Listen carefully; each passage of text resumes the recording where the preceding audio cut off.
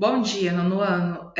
Hoje a gente vai começar um conteúdo novo que tem muito a ver com o conteúdo anterior, que é o artigo de opinião, né?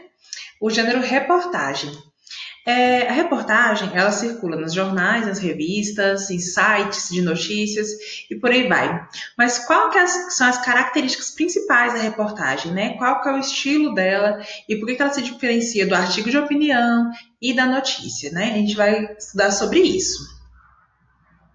A reportagem é um conteúdo jornalístico escrito ou falado, né, como a gente vê na televisão, baseado no testemunho direto dos fatos e situações, explicadas em palavras e numa perspectiva atual, em histórias vividas por pessoas relacionadas ao seu contexto. Então, como eu disse, tem tudo a ver com o que a gente estudou no conteúdo de artigo de opinião, né? O testemunho direto dos fatos e situações, aquilo que realmente aconteceu, comprovando, né, pela fala das pessoas. Então, o repórter ele vai lá no lugar que aconteceu algum fato de relevância e vai entrevistar as pessoas para saber o que aconteceu, né, de acordo com os fatos e situações. O objetivo de uma reportagem é apresentar ao leitor várias versões para o mesmo fato, informando, orientando e contribuindo para formar sua opinião. Por quê? Eu falei para vocês que fato podem ser de vários ângulos, né? Vários pontos de vista. E a opinião que você vai formar a partir dali é o que vai te nortear a partir dessa reportagem. Então, por exemplo, se está acontecendo uma inundação, né? Como que aconteceu essa inundação, né? Foi essa enchente? Foi a chuva, o esgoto que está entupido? Então, o repórter ele vai atrás de todos os fatores, né? De cada ponto de vista, o ponto de vista da prefeitura, o ponto de vista dos moradores, o ponto de vista das pessoas que cuidam do saneamento. Ele vai atrás dos pontos de vista e aí você vai assistir aquela reportagem, você vai ler aquela reportagem e vai formar a sua opinião, tá? Vamos lá, a estrutura da reportagem. A reportagem é mais ampla, é menos rígida na estrutura textual. Ela pode incluir as opiniões e interpretações do autor, entrevistas e depoimentos, análise de dados e pesquisas, causas e consequências, dados estatísticos, dentre outros.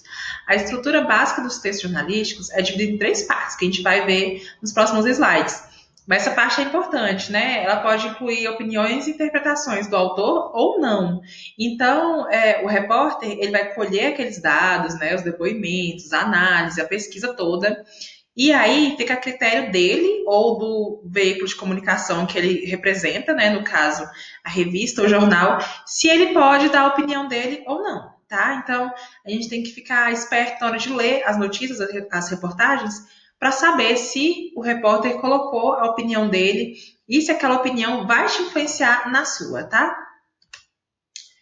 Vamos lá. Então, as partes da reportagem, né? Título principal e secundário. As reportagens, assim como as notícias, podem apresentar dois títulos. Um principal, mais completo, chamado manchete, e outro secundário, uma espécie de subtítulo e mais específico. A manchete, geralmente, ela vem nas letras maiores para chamar a atenção do leitor. E o subtítulo, ele vai explicar um pouquinho do que chamou a atenção daquela manchete. Geralmente, eu acho que vocês já ouviram falar sobre as manchetes sensacionalistas, né? Elas trazem um título bem provocante para chamar a atenção do leitor. E quando você vai abrir a reportagem, vai ler, não é nada daquilo que colocou no título. Mas a manchete cumpriu o papel dela, que é o quê? Chamar a sua atenção para ler sobre a reportagem. Lead. Na linguagem jornalística, a lead corresponde aos primeiros parágrafos do texto jornalístico, os quais devem conter as informações mais importantes que serão discorridas pelo autor. Portanto, a lead pode ser considerada uma espécie de resumo, onde as palavras-chave serão apontadas. Então, a manchete pega o leitor, né, ele atrai o leitor. O subtítulo ele fala um pouquinho mais sobre isso. E aí, se o subtítulo fez o papel dele de instigar mais ainda o leitor, a lead, que são o quê? Os primeiros parágrafos do texto, vai conter a informação mais importante. E é aí que o repórter tem a chave dele. Se ele não souber como escrever essa lead, aí o leitor já vai deixar para lá. É aí a parte mais importante da reportagem. É onde o leitor fica mesmo preso àquele conteúdo e vai ler o conteúdo até o final. Corpo do texto, né? Se a lead deu certo, a manchete deu certo, a lead deu certo, então a gente passa para o corpo do texto. É o desenvolvimento do texto sem perder de vista o que foi apresentado na lead. Nessa parte, o repórter reúne todas as informações e as apresenta no texto coeso e coerente. Lembra lá no começo do ano, quando a gente estudou a coesão e a coerência? Então, agora que ele já chamou a atenção no título, no subtítulo, na lead, agora ele vai juntar todas as informações, todos os detalhes e vai apresentar ao leitor, né? Ele vai mostrar todo o seu trabalho de repórter, né, de investigativo, aí no corpo do texto. Porém, sem a coesão e a coerência, não tem porquê, né? Porque se o leitor vai ler aquele texto e fala assim, poxa, não tinha nada a ver com a manchete, não tinha nada a ver com a lead, e aí ele vai se decepcionar. Então, o trabalho do repórter vai ser jogado no lixo praticamente. Então, essa é uma parte muito importante, né? O corpo do texto com coesão e coerência. A linguagem utilizada nesse tipo de texto é objetiva, ou seja, ela vai direto ao ponto, dinâmica e clara. Por quê? É uma linguagem que se caracteriza como uma linguagem acessível a todos os públicos, que o jornal, a revista, ela não vai saber quem é que vai ler a reportagem, né? Então tem que ser mais acessível. Pode ser uma pessoa que tenha doutorado ou alunos de 15 anos podem ler essa reportagem. Então tem que ser acessível a todos, né? Todos os públicos. Mas pode variar de formal para mais informal, ou seja, formal, com as palavras mais rebuscadas, mais complicadas, e informal. Pode apresentar gírias, pode apresentar palavras que sejam usadas agora, assim, só para reforçar uma moda, por exemplo, dependendo do público a que se destina. Embora seja impessoal, né? Impessoal é o quê? Não tem a opinião própria, não deve ter. Às vezes é possível perceber a opinião do repórter sobre os fatos ou sua interpretação. Então, não é uma regra ser impessoal. É para ser, mas às vezes o repórter também coloca a opinião dele, né? Ultimamente a gente vê muito isso, principalmente na televisão, né? Naqueles jornais que passam no fim da tarde, passa muitas manchetes, né? E o apresentador acaba colocando a opinião dele naquela reportagem, tá? Para se produzir uma boa reportagem, é fundamental que o repórter ouça todas as versões de um fato, a fim de que a verdade apurada seja realmente a verdade que possa ser comprovada, não aquela que se imagina que é a verdade. Essa parte é muito importante, porque versões de um fato, essas versões não podem ser comprovadas às vezes. Então, o que o repórter faz? Ele pega o relato de cada pessoa que está naquele local, né? Que está inserida naquele assunto que ele quer fazer a reportagem e faz uma coleta dessas informações. E aí, só então, ele vê o que é a verdade, né? Vê todos os posicionamentos e a verdade que pode ser comprovada, ou fato. Então, uma coisa só é fato quando ela pode ser comprovada. Então, existem versões de fato e o fato comprovado, tá bom? As principais características da reportagem, né?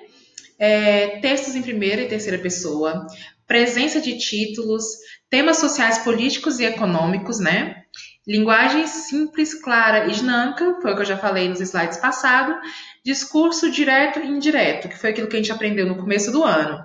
Lembrando, o discurso direto é quando o repórter coloca a fala da pessoa que ele entrevistou.